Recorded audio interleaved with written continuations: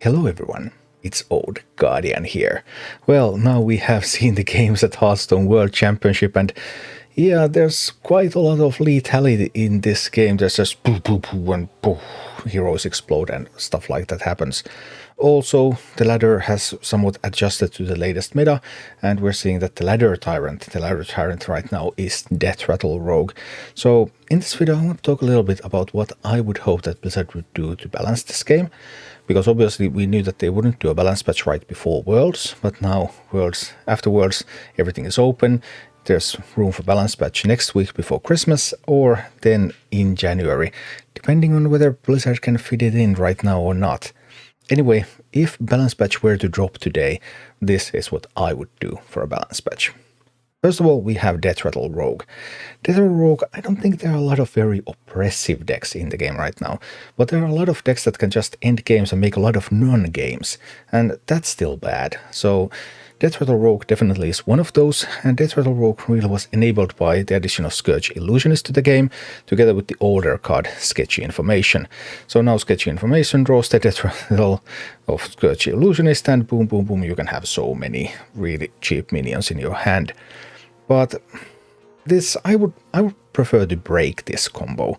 Like Scourge Illusionist to 5 mana means that it can no longer be drawn by Sketchy Information, the combo is broken, the overpowered part of the deck is gone, and boom, that's it. I think Blizzard might also think like, hey, let's just make it slower, so if you increase the mana cost of Sketchy Information, then that would be another way to do it, but I would just nip it in the bud, just break it all together, and that would be my solution.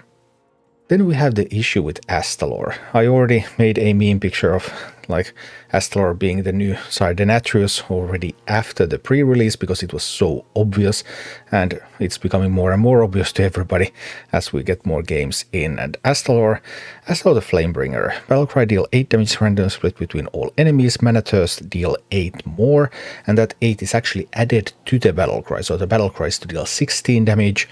And then you go with Druid, and you go with this, and you go with Bran, and then you use Anubrakan, and you do Bran, and you do double Astalors, and that's 64 damage.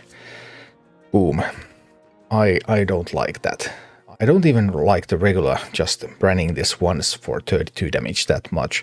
So I would like to see this reduced, and also the Mana Thirst separated from the Battlecry effect. If Mana Thirst is separate from Battlecry, then effects that double the Battlecry don't double all of this, and that would kind of already solve the problem. I mean, even if we just separate the Mana Thirst from the Battlecry, then it's 24 with Bran. Let's say we make it 6 and 6, so that regularly it would deal 12, and then with Bran that would just be 18, that would be even better. But the important part, separate the Battlecry and that Mana Thirst, so that it doesn't work as well with Battlecry doubling effects. Then the most common deck that we have seen on the Worlds, and the most common deck right now in High Legend, that is Quest Demon Hunter. Quest Demon Hunter is also enabled by a single new card, that's Unleash Fel. So now there's, spell damage minions, cheap or free spells and minions, and boom boom boom, crazy combos. With the quest line you can get those discounts at any time and do just totally bonkers stuff. But the craziest things that you can do happen with Relic of Dimensions, because then you get that big reduction, so everything is actually going to be free. You can have a chase for free, and yeah, that's where things get really, really crazy. So obviously there's a couple of approaches. You can try to do something with Unleash Fel, but Unleash Fel, like if you were to make Unleash Fel cost 2, well then it gets discounted by some effect anyway, and then that just doesn't do much of anything. So if you want, you can either break the combo or you can slow it down. And the only way to really properly slow it down is to slow down the Relic of Dimensions. So Relic of Dimensions to 6 mana would sort of be the logical choice here, unless you want to break the deck entirely. And another deck that also results in many non-games is Miracle Rogue, between Sinstone Graveyard and Necrolord Draka, and play a lot of cards and make lots of huge minions, huge weapon, and boom. And out of these, Sinstone Graveyard is the bigger issue. I don't think you probably don't need to nerf Draka, right? I think Draga is still fine. You can counter Draga with weapon removal if absolutely necessary. There's much less that you can do about Sinstone Graveyards. So Sinstone Graveyard, making that a little bit more expensive. Maybe removing Stealth from the Ghost. Something like that would make this deck a little bit more bearable. Like, none of these decks are overwhelmingly powerful. It's not that. It's rather that there's more and more and more of non-games on the ladder. And as we have seen in the World Championship, there's so many non-games. Decisions don't matter. What kind of championship is a championship where decisions don't matter? Like, what? So, yeah, that's why lowering the lethality of these a little bit would open up more space. Also, in World Championships, we saw that 5 classes didn't have a single deck that was brought. Some of those decks are hovering at just at the edge of viability, stuff like Evolve Shaman, for example. And if some of these decks were a little bit slower, then those decks that are currently roughly at around 50% would get a little bit better, so they would naturally enter the meta. Then there are some decks that might not be able to naturally enter the meta, so they might need a little bit of encouragement and support. And one example of those is Enrage Warrior. Enrage Warrior got these new fire spells, but the fire spells aren't that strong. I mean, you kind of have to play stuff like Light of the Phoenix in Warrior, because Warrior card draw is pretty bad. So I would actually want to see Light of the Phoenix discounted to 3 mana, so then Warrior card draw would be improved. That would improve Enrage Warrior, that would also improve Control Warrior. So all sorts of Warrior decks would be improved by a very small change. Another Embers of Strength I think is super underwhelming, so maybe the mana thirst value could be lowered a little bit if you want to make that usable in, for example, Enrage Warrior. So adding a little bit of power to these fire spells could already help Warrior out a lot. And then there is the Death Knight question. Well, Blood Death Knight is doing kind of mediocre. Now that it has started to tech heavily for Watch Posts, Smothering Starfishes, now that Blood Death Knight has started to tech heavily against the meta, it's doing a little bit better again. And then there's Frost Death Knight going that Renatal line, doing some work there. But then there's also Unholy, and Unholy just can't do anything.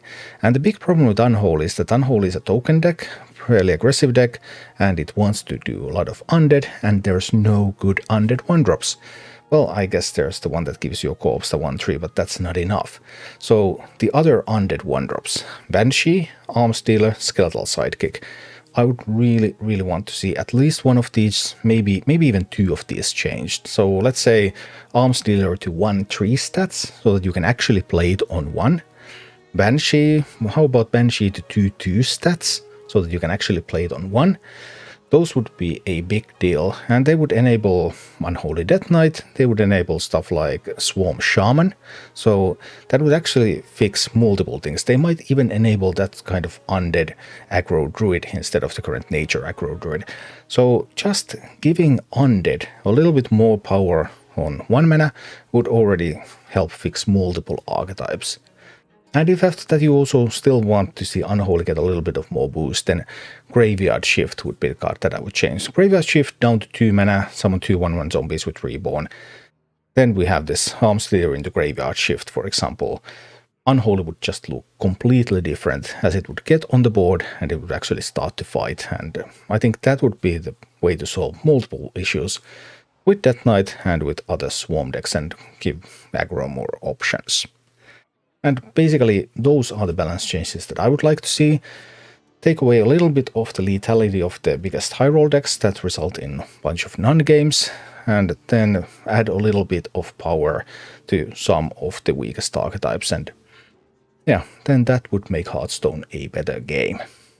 I hope we will see a balance patch soon, and I hope Blizzard is going to tackle these issues and make the game shine. Thank you for watching. Click like and subscribe if you enjoyed this, and a special thanks to all of my Patreon supporters, YouTube members and Twitch subscribers who make all of these videos possible.